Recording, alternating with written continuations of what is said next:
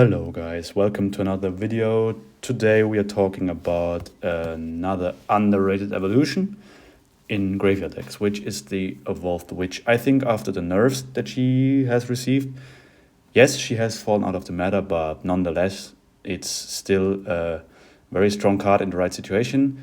It has become more rock, paper, scissors because there are some matchups that she completely kills and where she's really overpowered against. And there are another matchups where she's basically not better than another witch, and that rock paper scissors dynamic just keeps her a little bit out of being stronger than she is. But I still think that she's quite underrated, especially in graveyard control.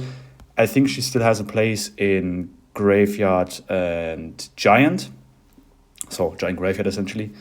And I think this game really showcases the strengths of the witch and the evolved witch, and that's why I wanted to show it and talk about exactly why this card is underrated in my opinion. So my opponent starts out with split minions in the back. I set up with an Ice Wizard and also a Valkyrie, which is just normal procedure.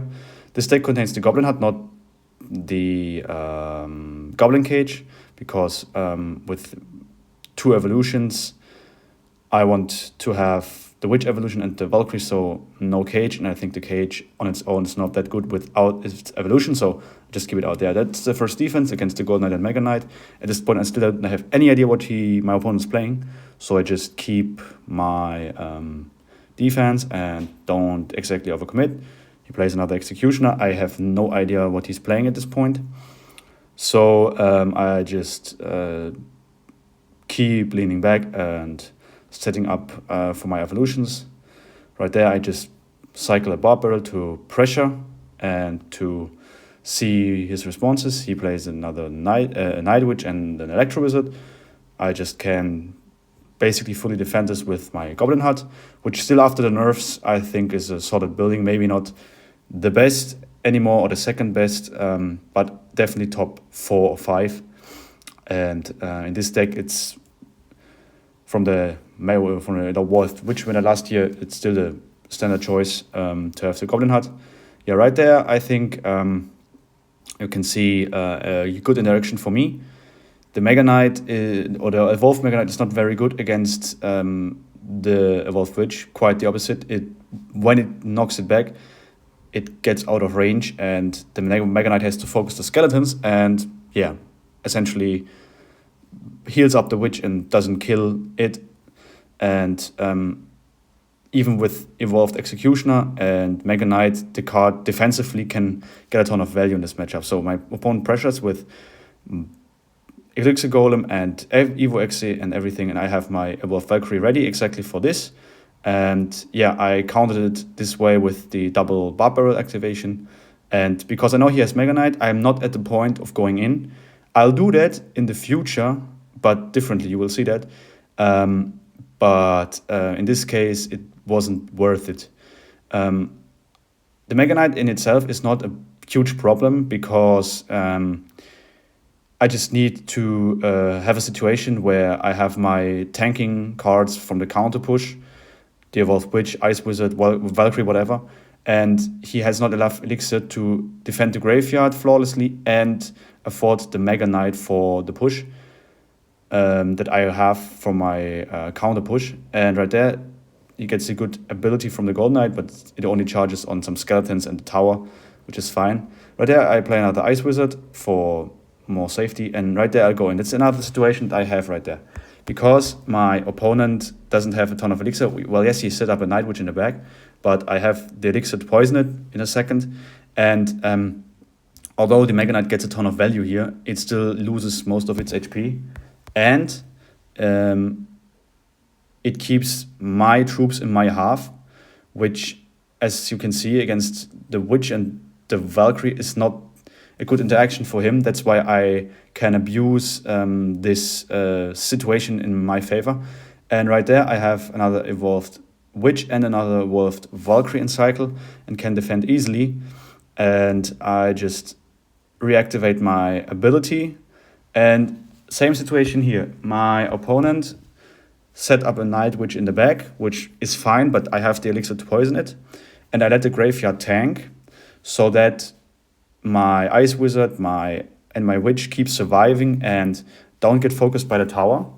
It would be much better if the tower actually shot the skeletons from the Evolved Witch so that it can get healed, but in this case wasn't like that. And as you can see, yeah, he can place his Mega Knight, but the Mega Knight has some problems with dealing with the Evolved Witch, and as you can see, the Mega Knight has lost half of its HP, and I can just defend with another Valkyrie and another Barb Barrel, and the Ice Wizard is also doing a very good job. The Gold Knight is very annoying, obviously, but this card alone cannot counter all of my Swarm and my Skeletons. And right there, same procedure. I know that I can use the Mega Knight to pressure with the graveyard, and my poison gets a ton of value against his E-Wiz and against all the other cards.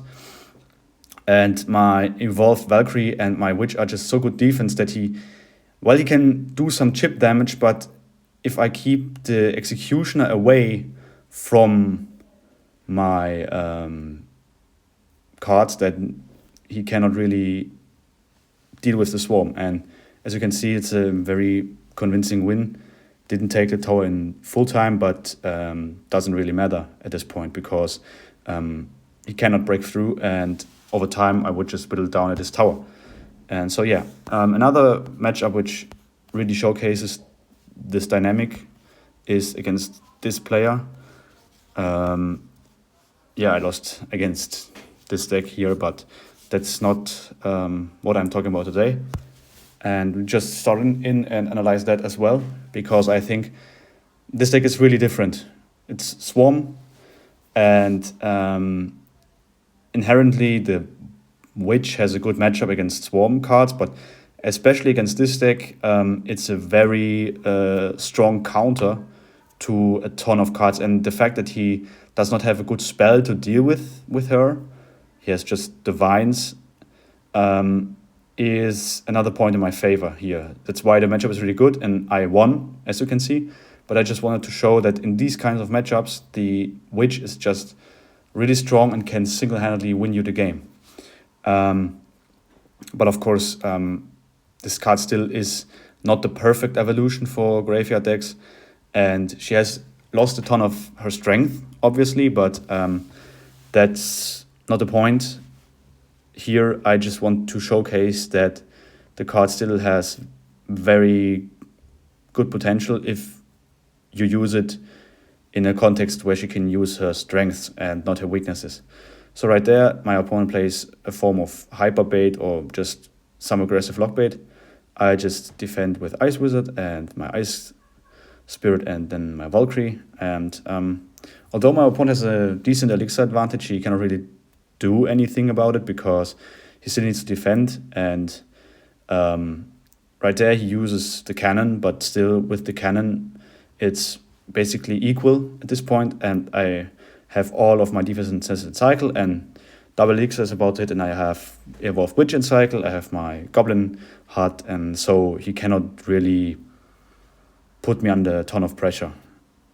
So right there, I just poison the Dart Goblin and take some more chip damage on his tower, and right there he's setting up with a Skeleton King in the back, which is a decent play to do, but I can just set up my Witch against his dual lane pressure and defend the left with my Ice Wizard in the barrel, and on the right my Witch and my Valkyrie just clean up everything. And right there I have a decent situation, and I decide to go in. He plays the Skeleton King and everything, and I didn't see that he had Scar me. He didn't reveal it before, so my poison comes down a little bit late, and so the damage is not that high, but still it's a solid trade. I also killed the Dart Goblin, so not a huge deal. So I just play another Witch. He cannot really deal with it if I put it in the bag, just to cycle to the evolved version. And the same with the Valkyrie. You want to have the Valkyrie in cycle against the evolved Skeleton Barrel and just the ton of Swarm that he has, and because I can play it so frequently, it's just a very good evolution in this case.